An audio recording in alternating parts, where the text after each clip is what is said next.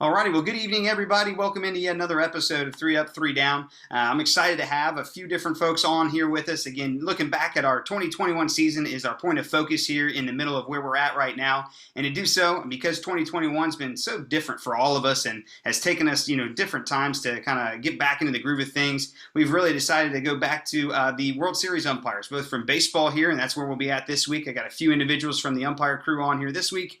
And then here coming up on October the 10th, we'll be excited to welcome in some of the softball World Series umpires as well to talk about their experience here in the softball side of things, as well as obviously as we're talking about here the baseball side of things too. But nonetheless, bigger pictures that reflect back on 2021, some of our major takeaways, and as we were all kind of challenged with different things in 2021, just see what we can go ahead and take away. So we're excited to have those individuals on, and I'll have an introduction to those guests here in just a second. A couple announcements from us as we get ready to get started. As I mentioned, kind of the big announcement here in this larger theme is that we've added the softball umpires to our reflections on 2021, excuse me. Don't want to go back to 2020. But on our reflections back here in 2021, those softball umpires will be back on October 10th. I've got several umpires from the 2021 COVID crew, if you will, from Williamsport back with us. A couple returners from last week, which we're excited to have back on. And then I think that's Colin is back on from last week. So too is Darren. A couple of newcomers also with us here. Mike Devilak from the West out in California, and then Ricky Hall out in the East. He's with us as well. So those two are our newcomers, along as we mentioned here with Colin and Darren. We'll have each of those four kind of talk a little bit to us about their experience here as well. As we get in ready to talk to them, just kind of remember some of the ground rules. If you guys would please use the chat, drop any questions that you have in there. Remember, we're going to try and stay away from any specific situations or plays like that. And, our scope and our purpose is to reflect back upon 2021, what these umpires have kind of went through in their experience, both in World Series 1 and World Series 2, and how we can apply it then to us moving forward individually and collectively. So that's our scope here. And again, just use the chat. We'll screen it and we'll feed it to those individuals, but we welcome those questions here from you. Both Seth and DJ on with us to go ahead and help us out there. Other than that, that's really kind of all the announcements I've got here before I go ahead and dive in and give an introduction into what we're doing and introduce to our crew here. Seth, DJ, did I miss anything or anything that we need to go ahead and highlight here before we get started? Go with me. All righty, cool. Well, we'll roll on. Like I said, I want to welcome two new umpires from the COVID crew. Again, Mike Devilak from California and then Ricky Hall from the East. So both of those two were members of the 2021 COVID crew. And again, back joining us is Darren Beeschek from Connecticut. And then we've also got Colin Campbell back from the Southwest, here with us too. So we're excited to have them on. Last week, we talked in great detail about the crew chief model, and we'll touch base back with that here a little bit later in the episode here today. We've really focused on, why exactly Tom wanted to use that one, the benefits of it, and how exactly that looked like to kind of stimulate some ideas and some thoughts for people that may be looking to use the crew chief model either in district tournaments, state tournaments, or beyond. This week, we'll kind of move away from that and focus on pre- and post-game conferences as we did last week, kind of stepping away from those concepts. And then this week, we want to kind of try and dive right into the keys to our individual success that we had in 2021, keys to our collective success. So we'll definitely ask our umpires from the 2021 crew what they thought their keys to success were, both individually and collectively. We'll talk about some specific things that they may have struggled with and how exactly they kind of fought through and overcame that, some of the factors that allowed that to happen, and then kind of talk about this larger concept of, I think, one that is definitely harder to maintain as an umpire, or at least walk a line of, and that is the idea of resiliency and positive self-talk. So that's kind of our scope here today. Again, just examining the keys to individual and collective success, looking at our struggles and how exactly we can overcome them, and then really focus on ways in which we can apply those concepts of resiliency and positive self-talk. So I'm excited to go ahead and get things started. I'm going to go ahead and start to prompt a couple questions to our COVID crew here. And you guys, as these questions come up, feel free to go ahead and just jump right on in. Don't worry about speaking over one another. Usually you guys end up just kind of yielding the floor here. So whoever wants to jump right on in, go right ahead and do so. I want to kind of tie back last week to this week here, though, to start. And as I mentioned, we started last week in a place of that crew chief model. And, in the conversation of individual and collective success, I know that Darren, you and Colin both had an opportunity to talk about this last week. So maybe Ricky and Mike, if you guys would talk a little bit about this one, what impact do you guys think the crew chief model had on your individual success and then also your crew's success? We'll start there. go first if that's okay, Ricky. Please. Okay, good. Look, I listened in last week. Got the replay of it. And it was a good, very good session. I have to echo what the guys said last week. I think going into this World Series, we were all contacted sometime in May and asked to come back and kind of a short window and wondering what was going to go on. How they were going to facilitate this. And when we started talking about the 4 umpire system, that changes things as well. Right now we're talking about rotations and how are we going to rotate. And then Tom, of course, introduced the crew chief concept, and the crew chiefs right away got together with their crews. We talked through a lot of things. We talked about the rotations, talked about how we're gonna do things. And I think Jason said it last week. Look, everybody that went to this World Series, I got to tell you, the highest, most respect. These are some of these guys I've worked with. Where Cullen I was with in 2018. I know Chris Rutz because I work with him out here on the West Coast. But all the names that were on that list, Dave Cofield and on our crew, and of course Brian Henry.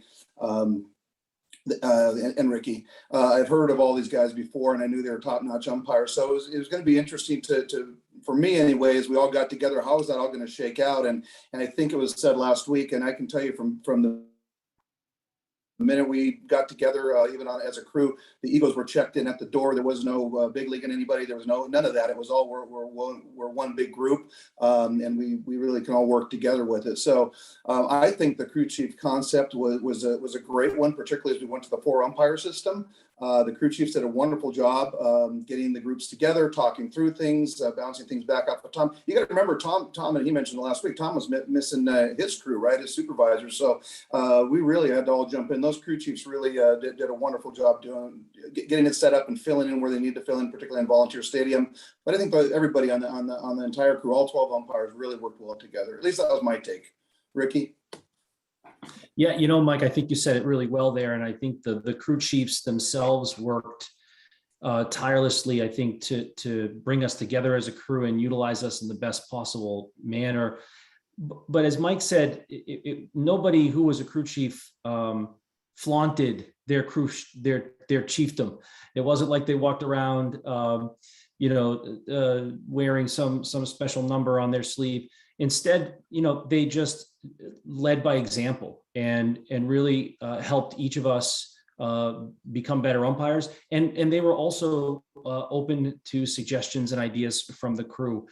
I thought the crew chiefs were really well chosen and did a great job, because that is a job that is a lot of extra responsibility at times. And if you have the wrong personality in there, it can go kind of bad. I thought the three chiefs did a great job, and I think it just brought us closer together as a crew. Yeah, absolutely. Saw Dave Cofield jump on here with us. Dave was another member of the crew too, from the Southwest. So Dave, good to have you on.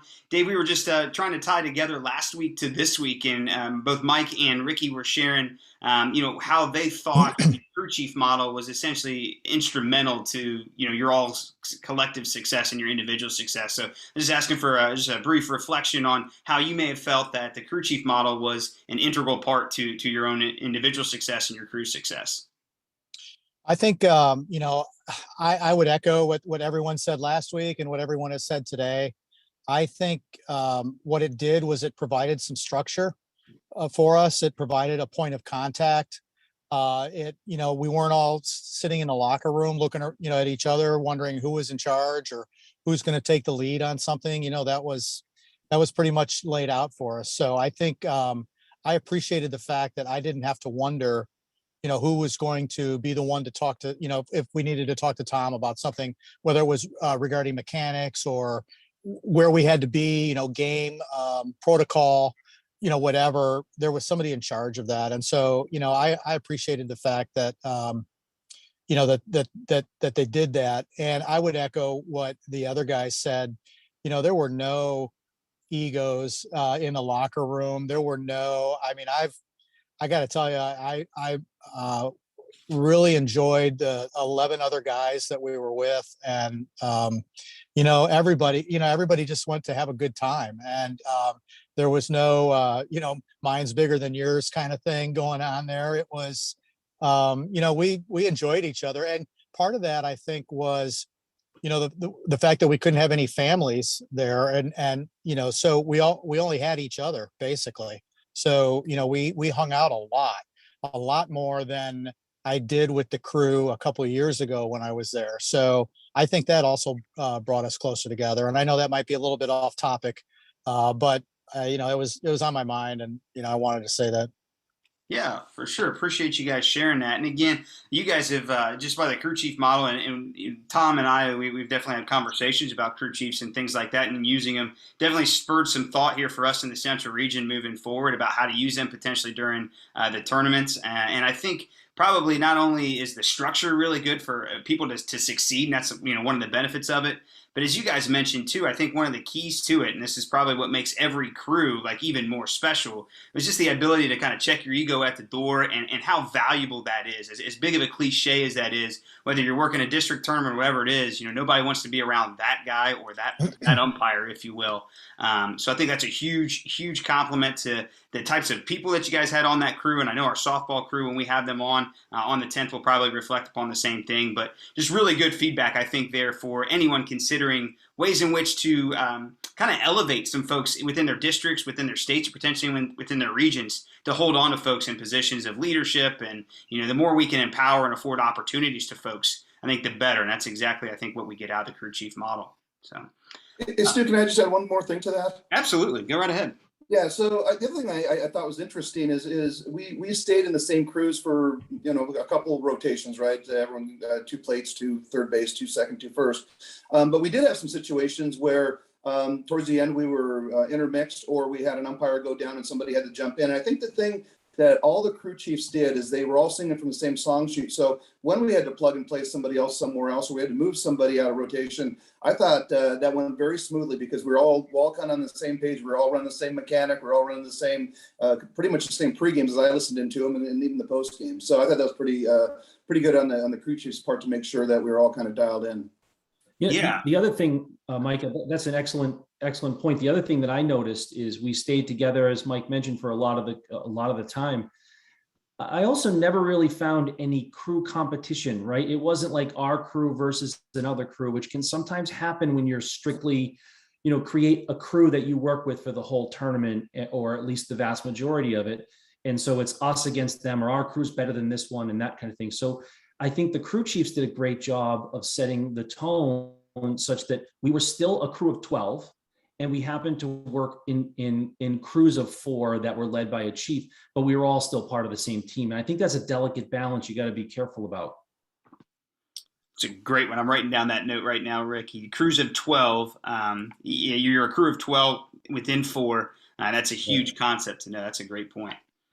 You guys are definitely segueing nicely to kind of this next phase, and that is this whole idea of some of the keys to your success. And Mike, you mentioned checking the ego at the door. So too did you, Dave, and Darren. You and Colin, get free to jump in here whenever as well. I want to kind of move a little bit into really extrapolating some of the things that you guys thought were instrumental to either your individual and or collective success. And I think one thing here, Mike, that you mentioned was staying together as a crew, and then the no crew competition, which was huge from Ricky too. I want to circle back to that whole idea of staying together as a crew and kind of flush that out a little bit. Maybe that is one of the things for us to consider as assigners potentially of district and state tournaments and things like that. How might staying together as a crew be one of the keys to potential success then of individuals and the collective crew? Well, I'll go again if that's okay, guys. Just my personal thoughts. I thought it was interesting because when we first we got our first assignments, we saw where everyone was going to be in the rotations, not really knowing how to read off each other, not really knowing how each other are going to move, because we haven't had that opportunity to really work with each other. But as those crews work together, even into the second and third games, you got to get a feel for how people were going to move, how we're going to read, where we're going to go. And I got to tell you, after the first rotation, I felt very comfortable for the most part in where everyone was going to be. I knew, Ricky was right across from me, whether it was a first to third or third to first or second to home or home to second. We were working across, and I knew I had Dave on one of the wings and Brian on the wings for me. There's a comfort factor to it. And we got in a groove. I think we understood how people were going to go and where they were going to go. You know, one of the things, and I don't want to jump too far ahead. One of the things for me that I was, I don't the words nervous, just anticipating was going to be the rotations with four, because at this level, I don't know if it looks that way on TV. It moves fast. The kids, I think Cullen said it last week. The pitches come in. It's not your Saturday afternoon down at your local league where you're getting 55 miles an hour. These balls are getting up there in a hurry, and it's the same with the hits. It's the same with the throws across the infield. The running. The kids are fast. And, you know, you don't have a lot of time on a small field sometimes to read. I mean, you got to go. I can tell you one quick story. And this is our third game, I think it was, if you don't mind, Stu, if I can jump into that. Yeah. So, okay, cool. So I was at third. It was a night game, and Brian was at second, and we had a runner at second base and a ball, kind of a looping fly ball. And I think Ricky will remember this, and Dave was on the plate. But we had a ball go out to left field, and in the rotate or the mechanics we had at me as a third base umpire, I really have to go and balance between second and third if Brian goes out, and if I go out, then Brian balances. Well, that ball went out there and it wasn't really high. It was a fly ball, and I kind of drop stepped. I looked at him, he looked at me, and we kind of started going the same way together. We got frozen. We were both going, then we jumped back the other way. Before you knew it, he went out on the fly ball, was left field, and I took off to third. But there's no way in the world I'm getting inside to balance third and second. So I had to take a look over my shoulder. I saw the base runner going back to second to tag, and I said, holy smokes, this is going to be fun. And as the ball was coming down, I took a quick look over my shoulder as I'm moving towards third base. And I was going to have to take this like third base on the foul side, kind of from a wedge, or call on the rail, whatever you want to call it. I was taking it from the foul side. I knew I would have to. I get hit with the ball coming across. So I glanced and I just tried to time the catch and look to see if the guy left from second, and it looked good to me. And I got to third just in time for the throw, just about a step before the throw got there, and the throw was offline, no big deal. But guess what happens? They go back and they want to appeal. I'm thinking, holy smokes, what's going to happen now?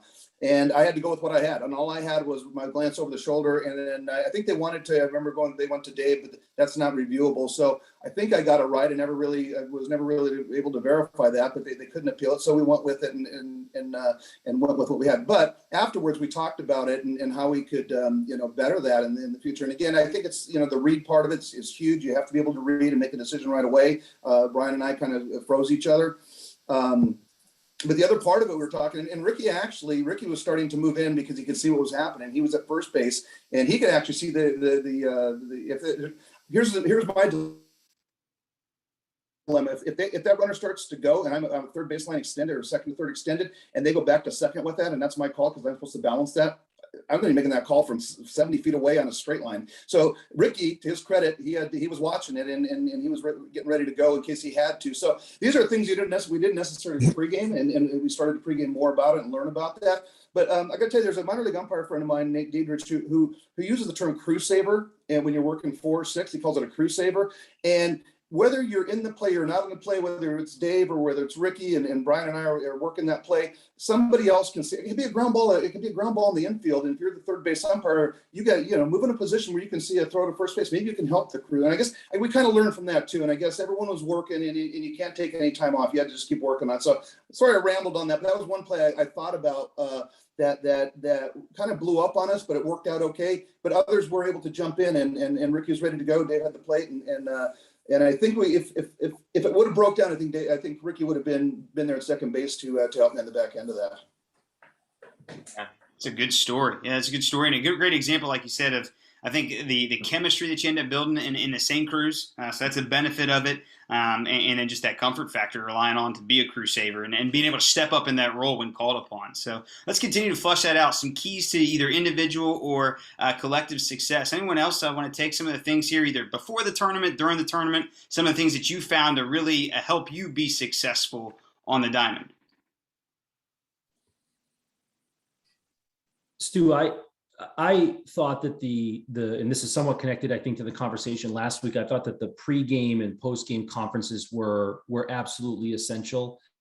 And I have, we of course, we do pregame in most of the games that you do.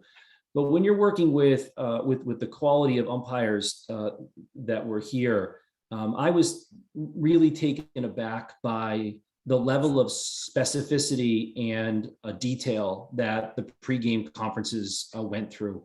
And Mike's alluding to some of that too, as we learned in post games and made adjustments as we needed to on a bunch of things that are not necessarily covered in the mechanics manual. Sitting in a pregame with the quality of umpires that I had a chance to work with on my crew, for example, I imagine to be very much like listening to a series of surgeons talk about a really complicated surgery that's coming up, or just individuals who are extremely good at what they do and know it really well, and take the time to game plan out the kinds of scenarios you need to be ready for when you are at a show like the Little League World Series and you're under the lights. And I got so much, not just from the opportunity to speak to them in pregame and postgame with them, but also just a bunch in my own development as an umpire. It was really a wonderful experience. It's interesting you say that, Ricky. We had this is how detailed it got. And you just talk about detail. Whether you're on volunteer, whether you're on Lamade, had even an impact on. We got into the detail about when foul balls went down the line. What do you do with them? And on volunteer, they don't have the camera wells. And what we saw one of the crews doing early on was trying to run them back in and get them in down below into where the supervisor sits. So we decided when we were in volunteer, and I think others caught on to that after, is that we would have any balls that were hit down the line get into the first or second baseman or third or short and get them into the catcher. So we didn't have umpires running over to the dugouts basically and dropping balls off. And then if we were on Lamade, then we would just throw them into the camera well, which maybe. But again, that's the detail we were getting into to make it look as clean as possible and make it look as professional, not amateurish, and keep the game moving along. And I'll just add my 2 cents. One thing I took away from this, working with these guys, these 11 guys, was how serious they took their job, and how well they prepared, whether it was cleaning your shoes outside the locker room, whether it was a pregame, whether it was getting to the field long, before your game started. This was a group of guys that, has already been there before. And I'm not going to say anybody would have phoned it in or could have phoned it in. I don't mean to go down that road, but it would be easy to be lulled into that. Hey, I've been here before, probably never coming back. So, whatever happens. And, I didn't see that. And that made me better, as I had that all around me that week. These guys were there, and this was a big deal to them, and a big deal to me as well. And to see how everyone prepared to take the field. And I got to tell you, every single one of us wanted to be perfect. And, some of us weren't, some of us, or maybe all of us weren't, but I'll tell you what, we strived for perfection. And when we took the field, that's what we wanted. And I think being around that for 10 days made me better. I think 2021 was definitely a challenging year for a lot of folks because, depending on where you were at in the country, your season could have been normal and really new and different. It may have started super further late.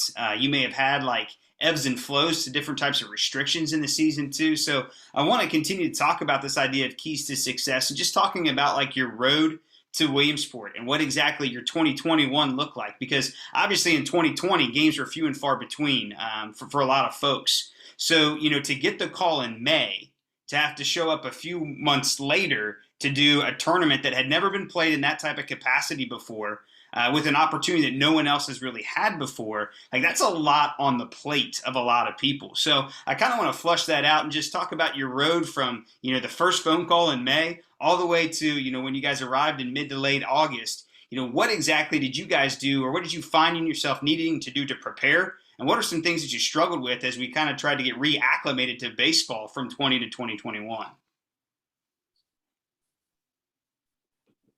So I'll go. When I got the call in May, we were heading into our district tournament here in South Texas in San Antonio.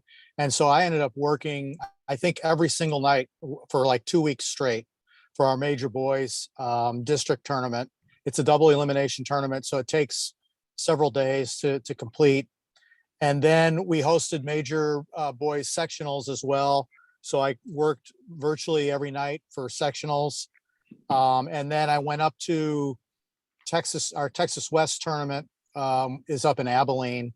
And so I was able to go up there and work some games up there as well. So, you know, obviously, which is ironic because, you know, that team from Abilene was a representative from Texas at Williamsport, and I had the plate for their game too, which was that was like, wow.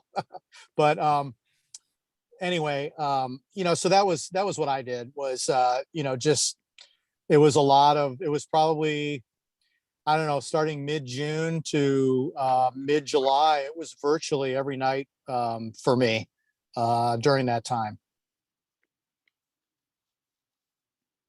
Yeah, with Dave, if I didn't know better, I thought someone was playing a joke on me when Tom called and asked me two questions. He'd been vaccinated. I said, yeah. And he said, you know, do you want to come back? And I thought, who's playing this joke? And it was real. And at that point, then I hadn't worked the year before. I hadn't worked any games, maybe 3 before the COVID shutdown, and had really worked you know, a handful leading up to tournament time. And so I had to really ramp up too. And I tried to do as many games as I could. I tried to get extra looks where I could. I have a local high school here that they were throwing bullpen sessions. So I wanted to see some pitches from, you know, bigger kids that threw harder just to see the pitches. And they accommodated that. But the interesting thing for me, and very similar to Dave's, is one of the teams that represented Southern California, the B team, was a team from Torrance. I live in Torrance. The field is literally about 1.5 miles, 2 miles from my house, and so I had seen them all throughout the year. I'd done their leagues. I saw them district, section, state, region, and then at the World Series. And so yeah, kind of like Dave's story. I had seen one of the teams there, and that was kind of interesting to be there when they were there. We had there was a managers meeting, and the coach from Torrance was there just before tournaments, and he said, "Hey, I heard you're going back to Williamsport." I said, "Yeah." He says, "Well, I'll see you there." And I said, well, "You will?" He goes, "Yeah, I got a good team this year. We're going to be there." And I'm thinking, yeah, 7,000 teams. Sure, I get that every year. We'll see you there. And sure enough, they were there. It was kind of interesting. Yeah. Yeah, I mean, my road kind of very similar to Dave and Mike's. After picking myself up off the floor, after Tom called and said, you know, would you be interested in coming back? Spent a lot of time doing district, sectional, state, and then spent a fair amount of time at the East Region tournament as well, and just trying to get myself game ready for the World Series. And I mean, the other thing that's interesting is that you know, we took that call in May, and so much detail, you know, wasn't really known at that time in terms of what was going to be allowed. They gave some ideas of where they were, but of course, with an ever evolving circumstance, some of the rules and regulations, for example, you know, did in fact change from the time we took the assignment to when we actually showed up at the door. So there was also the added bonus of things just changing as a result of the virus and how that was going.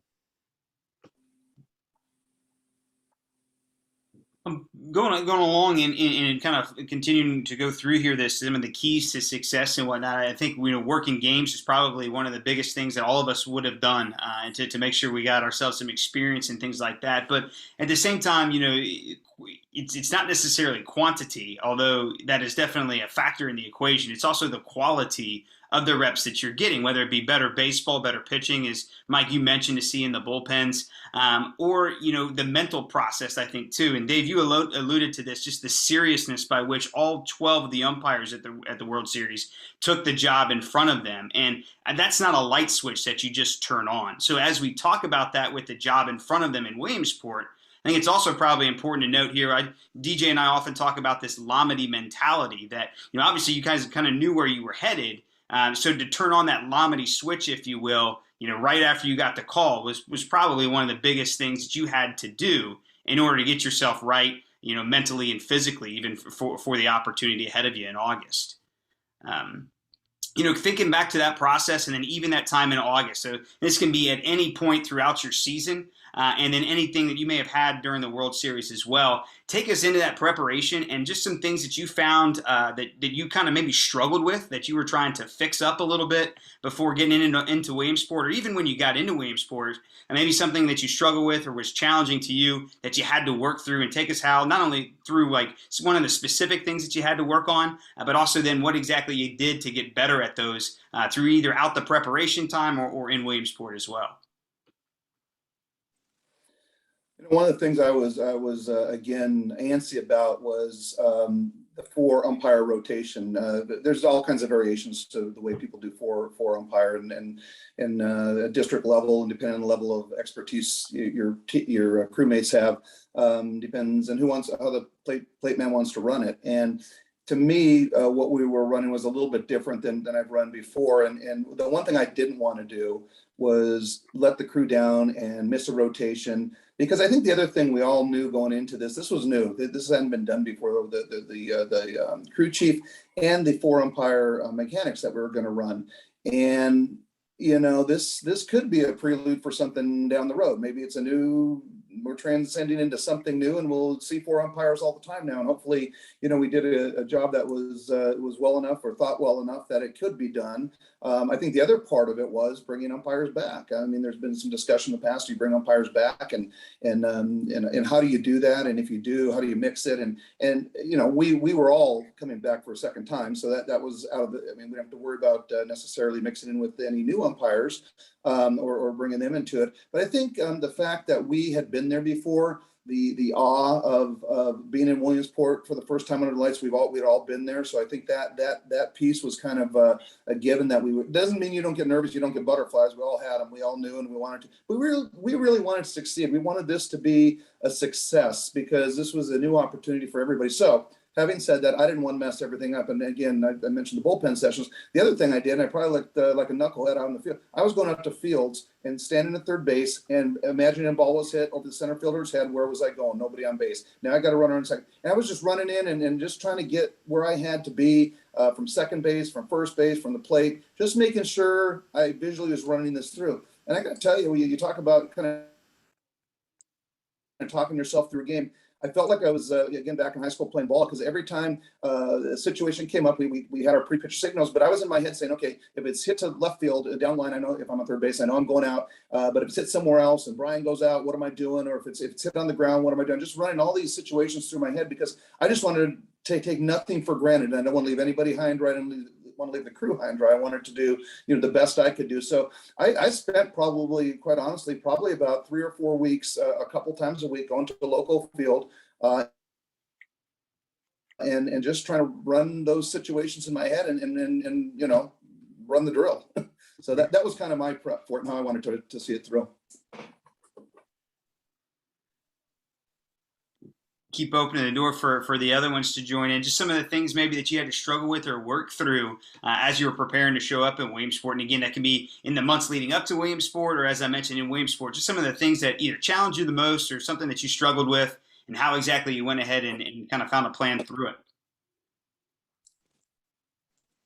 So Stu, I in 2017 went to the World Series as a scissor umpire, using the scissors behind the plate. And then when I began working at the East Region and really trying to standardize the work that we're doing relative to plate mechanics, adopted the Jerry Davis box. And so here, the scissor worked very, very well for me for a long, long time, for almost 25 years. And then it was time to change. And so I'm still 4 years into just making that change and going to the World Series in kind of a new way of doing my plate mechanics. And so I worked on that quite a bit during the summer, but I got to tell you, even worked on it quite a bit while I was there, and really was able to pick the brain of the crew that is in the scores of years of experience that they had. And again, another way that I felt that I got better as an umpire is I learned a lot more about that stance from those amazing umpires. So that was something that I worked on and continue to work on. even throughout the tournament. You know, and in some ways, in a weird way, sometimes the games at Williamsport are easier to umpire. The last plate game that I did was the South Dakota no-hitter, where California and South Dakota pitched a remarkable ball game. All of those pitchers who pitched in that game pitched really well. The next plate game that I did was a 16-6 fall ball game back here at home. And I got to tell you, that was a harder game to umpire actually than the one where my right arm just kept going up and had to call strikes. And so in some ways it was a pretty easy game to umpire, but you know, working on that new stance is something that I continue to work on. Yeah, that's great. Yeah, I know what Ricky's referring to, because I had to make a mechanics change as well. The past, I think, 4 years, I changed to the mechanic of pointing my strikes instead of using the hammer. And I think Ricky did the same thing. Yeah. And when I got the call, I noticed I'd emailed Tom and I said, should I go back to the hammer? And of course he said, if you can, we'd prefer that. So I knew what they preferred. So every game I did, I went back to the hammer and I practiced it. And it took me a few weeks to get comfortable with it again. So that was a little bit of a struggle getting back to that, but not as hard as I thought it was going to be. After a few games, it kind of came back to me. And now I'm toying with the idea of, do I stay with it? Do I go back? What do I do? I'm not really sure. So I think I'm just going to stay with it instead of having to change it again. But Yeah. that was one of the biggest things for me, I think. But once I got back to it, it was like riding a bike again. So it came back pretty easy. Something for me was, I was originally supposed to do 50-70 Southwest regionals this year. And so I worked a lot on the big field, and tried to work as many, 4 umpire crews on the big field that I could get, with, various other, umpires that, previous World Series umpires, from our district. And so when I got that call, it was like, okay, well, I need to jump back on the small field, because I had been, focusing hard on the big field mechanics. So that was definitely a change for me. And not a setback, but just a challenge. But luckily I had the support, from our, a lot of our district guys here that have had success, through various World Series, and that helped me a lot.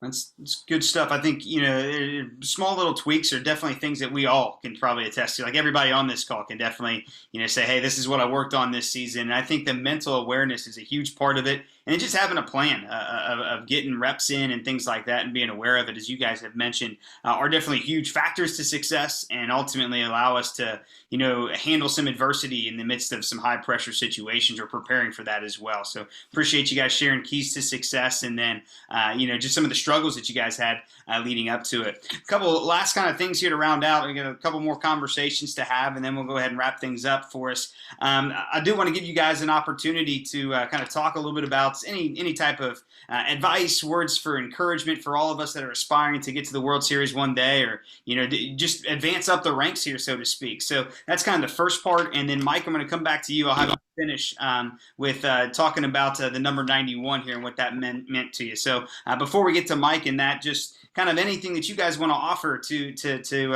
your fellow umpires, both on the call and then obviously those that'll watch in on the replay, just thinking about where they're at in this process, and any goals that they may be looking to aspire to accomplish in little bit.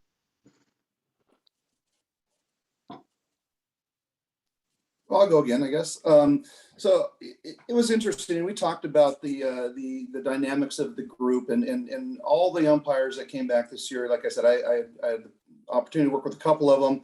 I knew them I knew the group by name, but I hadn't had a chance to work with any of them. And again, you come into a situation like this. I was given the advice when I came in 2018 to be as vanilla as possible. Just do what you're supposed to do. Don't overdo. Work hard, hustle, do what you need to do, and just be yourself. And again, I think leaving ego out of it and not trying to ever big league anybody or say I've done this or done that. I think is a good idea when you get in with any group of people. Let your what you do on the field, let that speak for how good you are. You don't need to talk about it. And I don't know. I just find being humble and being working hard and just going at the best you can, preparing like we talked about. Everybody was getting ready for it. We had a short window to get ready and make some changes. Like Colin said, he went from 90 to 60, and some of us, weren't even going to work the tournament or work any tournaments this year. So it was a fast forward, but I think everybody worked really hard on it. And again, with checking those egos at the door and just really just working hard at what you know and ask questions. I mean, we did those post games. Nobody took anything personally. And again, you get a group of umpires that have been doing it as long as we all have. People can get defensive about things, but I didn't hear anybody get defensive. We all took it very openly, took it as a potential new opportunity. And it's kind of like you go back and you watch it on TV and you look at yourself and go, holy smokes, why did I call that a strike or whatever it is, right? You start doing a little self-evaluation. And I think listening to someone else critique you and ask for a good critique when you're trying to work your way up, ask for an honest critique. And that's hard sometimes because if you're a good umpire and there's people that are maybe trying to live up to what you are or whatever, or trying to be what you are, they don't want to give you an honest opinion. But if the real umpires will, and we had that in Williamsport, everyone was willing to give honest opinions on what we could have done a little differently, a little better. And I really appreciated that. I really did, because it was make me a better umpire. Yeah, I mean, I would agree. And I think, surrounding yourself with people who are going to help you hone your craft and develop your expertise is and sometimes that can be difficult to find people who are like-minded, who are going to help you along the way. That's the other thing that I found so gratifying about this time in the World Series. I loved my time in 2017, but this time in 2021, to be around this group of people, we just geeked out all week about umpiring and the expertise of umpiring, and that no detail was really ever left unspoken, and to have that level of professionalism. Right now, we're not professionals in the sense that we're paid, but the second definition of professionalism in Webster's dictionary is people who have an expertise, and these folks had an expertise, and you get better around those kinds of people. So surround yourself with those kinds of people to get better.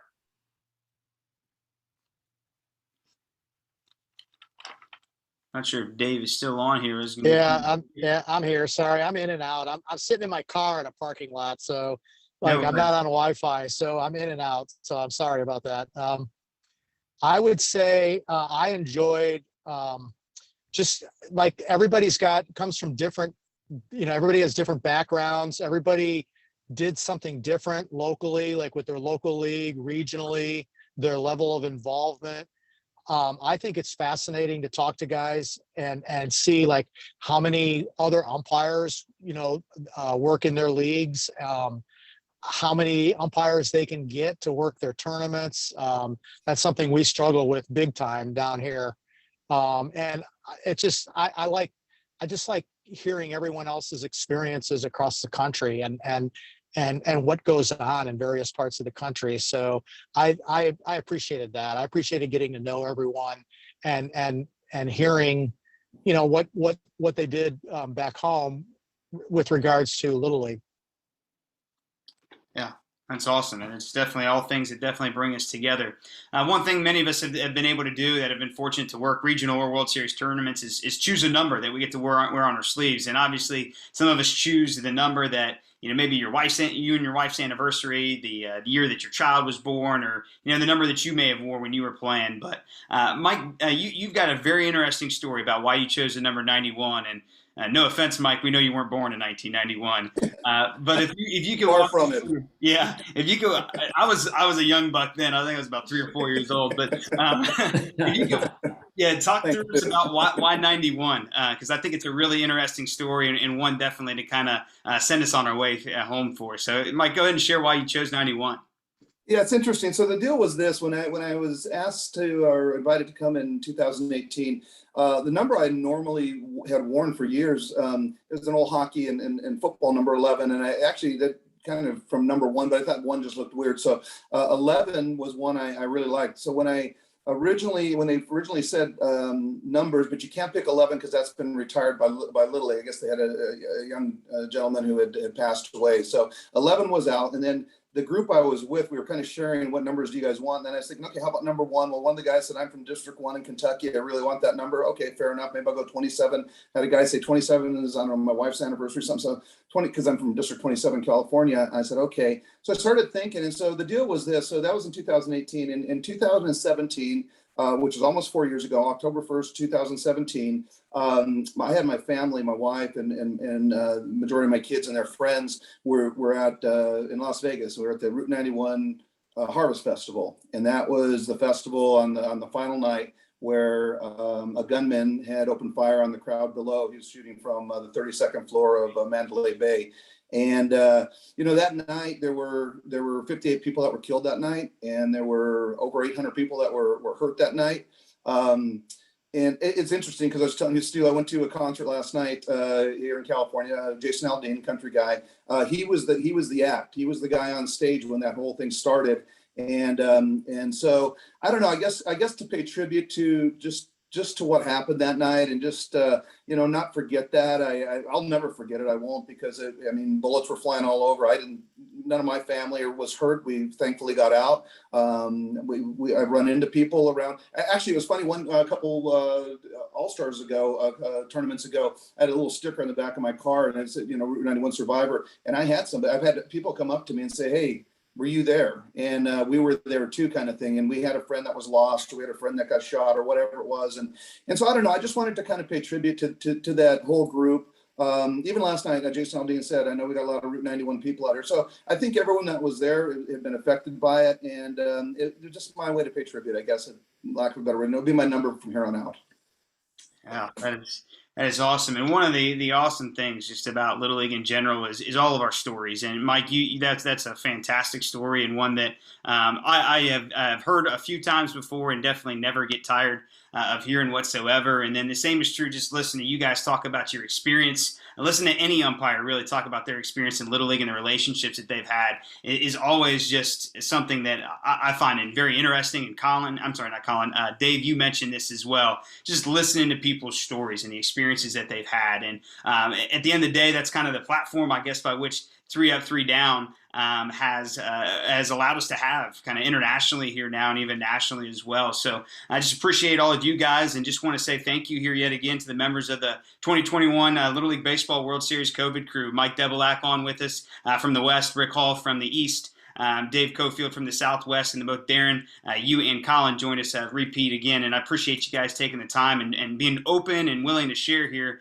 your experiences and what all we can kind of take away. And that'll make us better umpires as we go on for our fall ball games, our state games, and then hopefully one day when we all get the call to a World Series. And I'm sure there are a bunch of nuggets that we took away from this week. I know I got a page full of notes again, and just like last week too. So just thank you again for taking time to being open to share and taking the time to join us here. So we appreciate you guys being on.